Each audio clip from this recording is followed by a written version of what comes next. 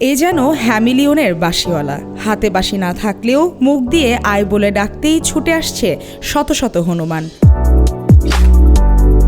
নাজমুলের ডাকে এভাবেই হনুমান ছুটে আসা দৃশ্য ঝিনাইদহের মহেশপুর উপজেলার ভবনগর গ্রামে, যেখানে সর্বোচ্চ চোখে পড়ে বিরল প্রজাতির এই কালোমুখ হনুমান, যারা আপন মনে ঘুরে বেড়াচ্ছে যেখানে সেখানে। একসময় এই হনুমানের খাবার সংকট না থাকলেও বর্তমানে বাগান ও গাছপালা কেটে ফেলায় খাবার সংকটে পড়তে হয়েছে তাদের। আর এই কারণে হনুমানগুলো ঢুকে পড়ছে লোকালয়, আবার কিছু চলে গেছে অন্য এলাকায়। সরকারি বরাদ্দের খাবারগুলো হনুমানের সামনে নিয়ে যান নাজমুল হোসেন, কিন্তু বরাদ্দকৃত খাবার হনুমানের জন্য একেবারেই অপ্রতুল, যা দিয়ে তাদের একবেলার খাবারও হয় না। 2022 সাল থেকে এই হনুমানগুলোর সরকারিভাবে বন বিভাগ থেকে কিছু খাদ্য বরাদ্দ চলে আসছে। খাদ্য বরাদ্দের তুলনায় এই হনুমানগুলোর জন্য অপ্রতুল্য। প্রতিদিনই দূর দূরান্ত থেকে আসেন দর্শনার্থীরা, শিশু থেকে বড় সবাই মুগ্ধ এই দৃশ্যে। আমার ছেলেদের নিয়ে হনুমান দেখতে এসেছি, এত হনুমান কোনোদিন দেখিনি। আমি আজ হনুমান দেখতে এসেছি, মেলা খাবার দিয়েছি। হনুমান দেখে আমার খুব ভালো লেগেছে।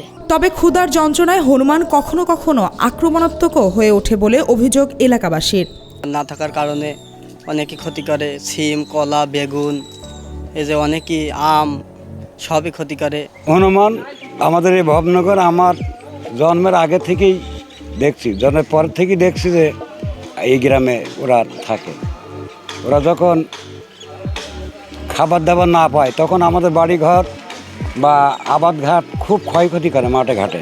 এদিকে বন বিভাগ বলছে হনুমানগুলোর প্রতিদিনই সরকারিভাবে খাবারের ব্যবস্থা রাখা হয়েছে। কেউ হনুমান শিকার করলে তাদেরকে আইনের আওতায় আনা হবে বলেও জানান তিনি।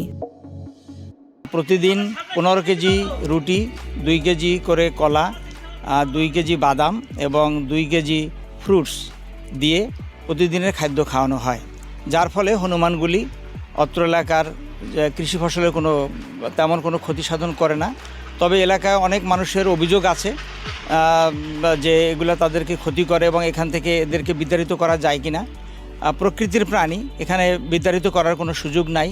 তবে এখানে বন্যপ্রাণী হনুমান নিয়ে ক্ষতি সাধন করিলে বা কেউ যদি ইচ্ছাকৃতভাবে তাদেরকে ক্ষতি সাধনের চেষ্টা করে থাকে, আমরা সংবাদ পেলে সেখানে আমরা গিয়ে তাদের প্রতিহত করি এবং বন্যপ্রাণী আওতায় তাদেরকে শাস্তিমূলক ব্যবস্থা গ্রহণের চেষ্টা করে থাকি। বন বিভাগের রেকর্ড বলছে বর্তমানে ভবনগর গ্রামে 2 শতাধিক কালোমুখ হনুমান রয়েছে। তবে একসময় এই সংখ্যা দ্বিগুণেরও বেশি ছিল। প্রাকৃতিক আবাস সংকোচন, খাবারের অভাব এবং মানবসৃষ্ট বৈরী পরিবেশের কারণে সংখ্যাটি দ্রুতই কমছে, যার কারণে ধীরে ধীরে হারাতে বসেছে এই অঞ্চলের জীববৈচিত্র্য। আমাদের এখানে 200 হনুমান আছে। আমাদের সরকার যার খাবার দিচ্ছে, এই খাবারে আমাদের হনুমানের পেট ভরছে না। মালিহা চৌধুরী, আয়না টেলিভিশন।